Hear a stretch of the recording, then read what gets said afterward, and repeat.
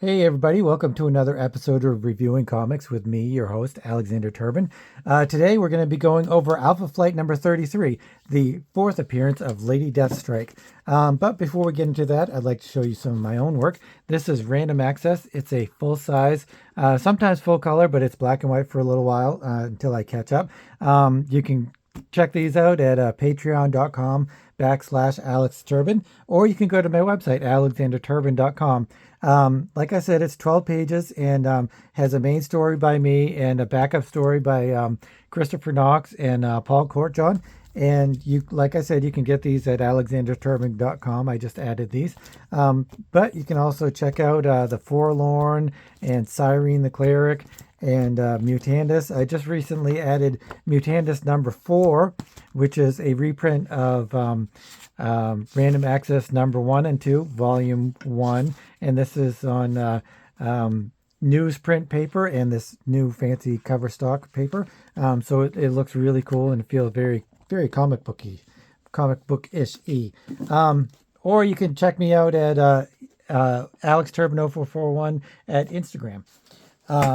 If you want to just contact me directly. So Alphaflight number 33. There's a few interesting things about this issue, and not to mention the very first thing is Mike Mignola does the cover art, and this is really, I'm not sure when he started his real darker, more black and white, more positive negative space, more shadow, shading kind of thing going on. This might be the first cover. Is if anybody could direct me towards an earlier cover of his that might be something of interest. At the time, I was full on in the X-Men, and I really hadn't gotten a lot of different comic books, mostly just X-Men. And I was just, whenever there was a crossover, I really loved it and ate it up and dug it. So when I saw this cover, I was actually blown away, and I was like, whoa, I've got to get that.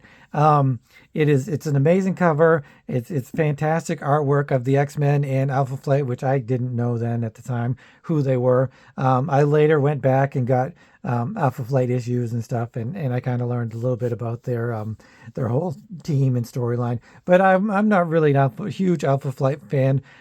It's just a little bit silly that Canada has a superhero team, and they're not like in Toronto or any of the bigger cities. They're out in the country. That doesn't really make a whole lot of sense. But apologies to any Canadian people out there, subscribers or whatever, because I love hockey. I just want to say that. Anyway, so this, like I said, this is the fourth appearance of Lady Deathstrike. She's not in this a whole lot, and she's really towards later. But a lot happens in this issue. This is really a critical issue for anybody that's a huge Wolverine fan. And later on, I'll get into why it's so critical and some of the other things that go along with this book. But let's start with the story, and then I'll kind of go. I'll talk about the art and story as I'm going along, because this is a professional Marvel comic, so I'm not going to really kind of delve into the writing and the art and stuff too much. Bill Mantlo and Sal Buscema are the writer and penciler, and Gary Tallock is the inker, and Jim Novak is the letterer, and Bob Sharon is the colorist. Not really showing a lot of love for colorists in this kind of format, because really there's no blending, there's no shading, there's, it's just kind of flat colors, and you just kind of guide the color guides how they want to go. That being said, there's been some really great colorists in the past in this kind of format. Most notably, I remember Michael Golden doing the colors for the NAM, and that was just fantastic. So I guess there is a lot of artistry that went to it, but it's kind of hampered by the technique of it. So we have this character, Guardian, later we find out. There's a lot of backstory that goes on with Alphaflight, and it's very convoluted, and that's one of the reasons I really didn't get into Alphaflight from the very beginning. So it's Guardian flying along, because it's Guardian because they say Guardian. And really, the first few pages are just the first page anyway is just Guardian flying along and zipping by Canadian farmers and stuff, and it kind of just gives a backstory of how she is Heather McDonald, and she's the wife of the original Guardian. He died. He had a super suit. He's like Iron Man, I guess, and she had his suit recreated, and so she now has the powers of the Guardian because she was his wife, and she became the leader of Alphaflight. And I don't really remember how all of that happened or anything like that. And one of the things about Alphaflight, my biggest problem with Alphaflight, other than they're like out in the boonies in Canada, and why do we have a superhero team out in the boonies of Canada, is I really think that they teetered on the edge of doing some really cool stuff. Like if they had really leaned into Shaman and Snowbird and Sasquatch, and they had really gone into their stories and really gone a darker, more H.P. Lovecraftian kind of monsters and old gods and all this kind of stuff, that could have been really a fantastic, mind-blowing comic book. But instead they chose to kind of mimic the X-Men. I mean, Alphaflight is kind of supposed to be the Canadian version of the X-Men, I guess. But they also have some backstories going on. She's flying around, and under the water, under Nova Scotia, I guess, is Marina, who is the girlfriend of the Submariner. And there's a whole backstory of the Submariner and Marina and the Atlanteans. And they have kind of another back side story of Atuma, who's going to find Marina to capture her and lure her into a trap so that he can battle Namor. And it's a whole convoluted thing that really deserves and belongs in its own comic book. I don't know why it didn't have a comic before this. I guess it took John Byrne's interest in Namor and Atuma and stuff to get on the Marvel heels and stuff. Then you also flash forward or flash sideways. There's a lot of different storylines going on here that kind of just go everywhere. Here's Snowbird. She's sick again. It feels like she's always sick. I think every issue I've ever read, Snowbird is either sick or angry or something. She's a goddess of some sort, but really her only power is to transform into different animals. So there's not really goddessness of her, and maybe I just haven't read enough Alphaflight. If they really go into depth of Snowbird's origins and her abilities and her powers and where she comes from and all of the other gods that she interacts with, Mengels and stuff, please let me know. Let me know the issues of Alphaflight that I need to dig out and kind of check out and see if I can figure some of Snowbird's stuff, because she's got kind of a cool costume and stuff, but her story it's like they leave it dangling and in threads and stuff, and it never really catches me. So she's sick. Her husband or whatever calls in a doctor, and the doctor kind of gives him a hard time because he's not appreciating him enough or something. I don't know. He gives her a sedative, and that's pretty much basically how that storyline ends.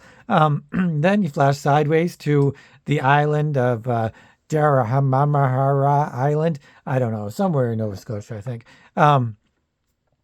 And you have the core group of Alphaflight around a table, and I guess Heather had asked for help with learning the powers of the suit and how to control them and how to fight, because she didn't want to die like her husband James died as Guardian. I don't know how he died. If somebody knows, let me know, fill me in. But he died fighting as Guardian, the leader of Alphaflight, and that's really kind of pretty crucial because not a lot of characters really die in the Marvel Universe. Well, I mean, they do kind of die. But then they come back the next issue or whatever. He almost seemed to stay dead for quite a while anyway. But they're kind of being angry with each other and themselves for not helping Heather because she flew off looking for somebody else to help her with her powers and stuff, or her abilities and stuff, and leading and fighting and all that stuff. Puck is especially hard on himself because he's in love with Heather, and so they all just kind of figure that they're going to track her and find out where she is and go find her and go help her, and maybe they can make things all better. It's revealed here that she was only leader of the Alpha Flight because it was like a pity leadership role that they gave her because she didn't really have any other place. It's funny how North Star is kind of a jerk all up until the issues where they reveal he's gay. I think it's kind of interesting, and he is probably, like, they have a lot of characters that come out as homosexual later on in their life.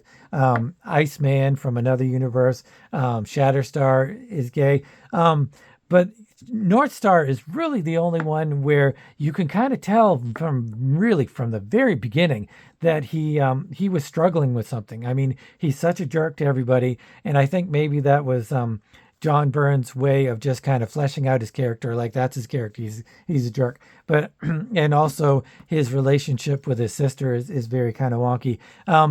But I really think that from the very beginning, he struggled as a character, and you could kind of tell that something was a little bit off with him. Not that being gay is off, but his character was a little off. Like, something was weighing him down. So then they finally figure out how to track Heather, but Puck already knows where she's going, and she's zipping across the hemisphere from Canada to Upper New York to go find Wolverine. And this is pretty much where the important stuff of this comic happens. It's the X-Men. They're going to the ballet, I think. The opera. They're going to the opera, and it's one of those fantastic little scenes where the X-Men aren't really doing anything. They're just kind of hanging out and enjoying each other and being characters. But she comes upon them, and Magneto sees her first, and Wolverine then sees her, and Magneto gives her a zap because she's kind of coming in hot. Wolverine, she's like, no, she's a friend, and he swipes at Magneto as he always does, and I don't know why he thinks he could ever hurt Magneto, having adamantium claws, but I guess we learn where that leads to in X-Men 25 when he gets his adamantium taken out of him. But then they have, a whole discussion of who it is and why he's attacking early, who the leader is. It's Storm, and he shouldn't be doing anything without her okay and say so. But Nightcrawler's smart enough to realize that she got zapped pretty good and she's falling, and he goes and he rescues her. But because her electromagnetic suit messes with his teleportation, he just kind of barely escapes, and Rogue goes and catches her. I really hate her hair. This is Sal Buscema, and he does a lot of interim issues for a lot of stuff. I'm not a huge fan of Sal Buscema. He kind of tries to emulate the look of comics artists that have previously been on books. Like, I think he's trying to look a little bit like John Byrne.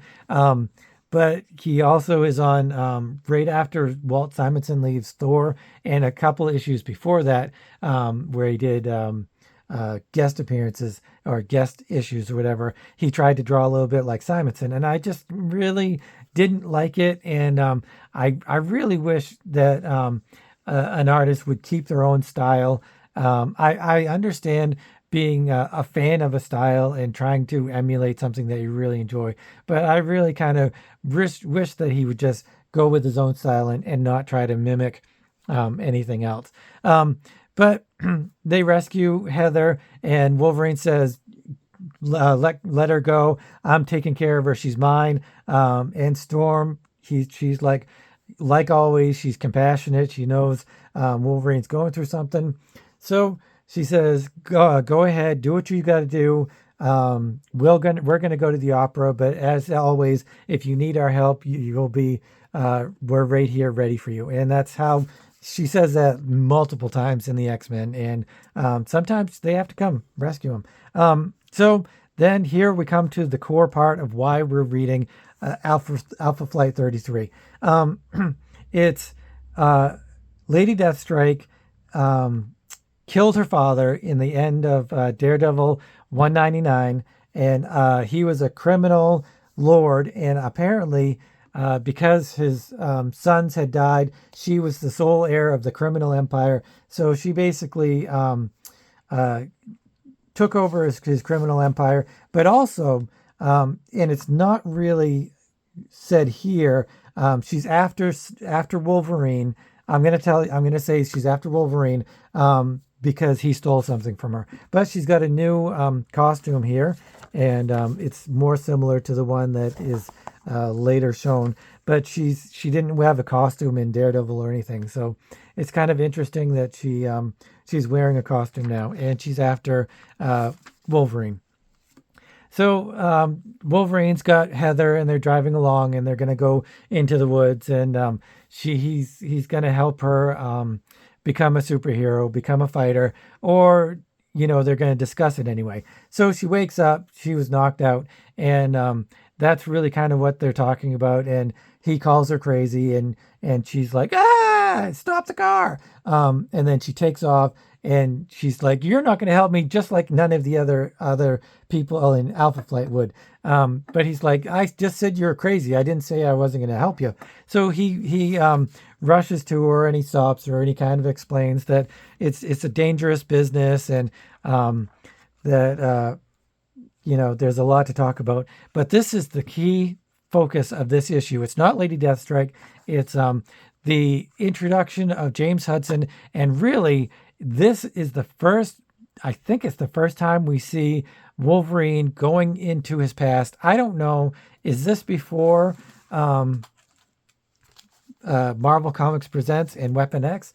I don't think it is. I think this is before Weapon X. This is 85. I'll have to look at the time period of this. But this is directly after.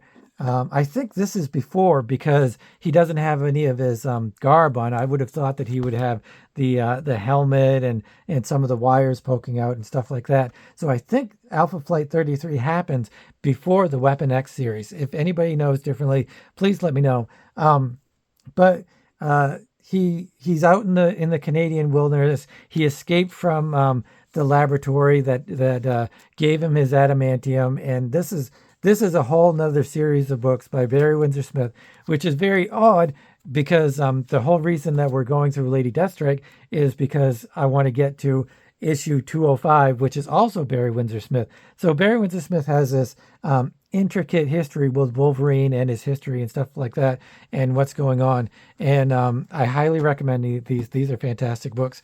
And these go into depth in Wolverine's Weapon X days and how he got his adamantium and stuff. And then as he escapes, he comes across these two, and he gets shot. James shoots him, but Wolverine kind of attacks James Hudson, and Heather grabs the gun, shoots him again. They don't really know what to make of this. I don't remember where I heard this, but actually I'm going to go on to further this. James says that he's hurt. We need to bring him into the cabin. We need to get him healthy and healed up. He's going to die if he's out here in the snow. And Heather's like all scared and worried and stuff. James decides that he's going to use these skis because he can't contact anybody because the radio's all scratchy, whatever. So he can't contact HQ to get help for Wolverine in his hurt state, and he's like passed out and he's stuff. And so he gets the idea. He's going to use these skis, and he's going to go get help. And I don't know why they don't have a car. This is their honeymoon, actually. And I guess they were snowshoeing. how far into the woods did they snowshoe? But they don't have a car, so he's gonna ski out of there and get help, and he wants her to kind of take care of Wolverine and bring him back to health. But she goes through this whole rigmarole of she's helping him, she's doctoring him back to health, and she kind of goes a little loopy a little bit. She It's a blizzard out there. She's scared. She doesn't know what happened to James, and but Wolverine kind of wakes up a little bit, and in his sleep, I guess, he cuts the bonds because they had attached him to the bed. So even though James left, he wasn't going to leave her alone with him, not bound up, not knowing what he could do or whatever. And so she's kind of talking to him, and she goes off. She's like yelling at him and screaming at him. This is her honeymoon. How dare he, interfere in this stuff and all that stuff. But then he shows his claws for the first time, apparently, in continuity in history, and because he looks at his claws and he's like he's crazy, and he just kind of freaks out. He's like, no. This is the one of the famous no's. And Heather, being a very compassionate person, realizes that Wolverine's in pain, and she wants to console him, wants to help him. So he's having like a breakdown, and all night long she stays with him and consoles him, and he gets better and stuff. And basically he becomes like the ward of James and Heather, and joins not Alphaflight. It wasn't Alphaflight at the time. It was another, not Weapon X. It was another thing that they had created. But then Wolverine's talking about whether or not he should teach her how to use her powers, teach her how to fight. He's doomed if he does. He's doomed if he doesn't, because if he does, then she could get hurt. She could get killed. If he doesn't, then she'll hate him. So he's caught in a Kobayashi Maru. And but Department H, that's what it was. It was Department H. And they're just talking about how he went to Department H, and how he went to Weapon X, and he was in the war and all that kind of stuff, Canadian Secret Service and stuff. And so she kind of freaks out. She's like, I've got all this power, and smash, she's blowing up trees and stuff, and nobody here to help me. Wolverine says, well, you're gonna get some on the spot training, and whether you like it or not. And he kind of takes off his jacket and reveals his suit. This is my favorite Wolverine costume, the brown and tan, by the way, because he's putting on his mask and stuff, and she's kind of oblivious to what's going on. And he's like, you're going to get on the on the spot training, because we're being attacked by a woman and a bunch of ninjas and samurai. And so basically that's how it ends. And this is Lady Deathstrike. And she says that he's stolen the power that her father created. So I don't know. I don't think they actually tell anything or explain why or how or anything. But apparently her father created adamantium, and she thinks that Wolverine took the adamantium from her father or whatever. So she's killed her father, so she's got a complicated relationship with him from the beginning. And then she's just kind of turns into this evil, mean woman. And so that's how it ends, pretty much.